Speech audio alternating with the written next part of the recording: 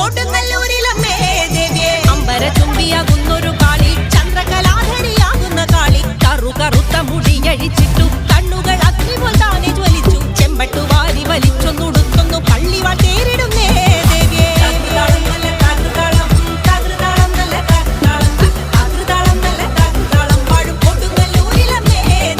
പള്ളിവാളെന്തുണ്ട് എന്നായി ചോദ്യം കാരിക വീരനെന്നല്ലോ മദ്യം നൈതുടൻ കൈലാസനാഥൻ പറഞ്ഞു ആളെ വീഴുന്ന കുട്ടി പിശാച് പള്ളിവാളിൽ നിന്നു കാവല നിത്യമിരിക്കുന്നു ഭദ്രകാളി ദേവി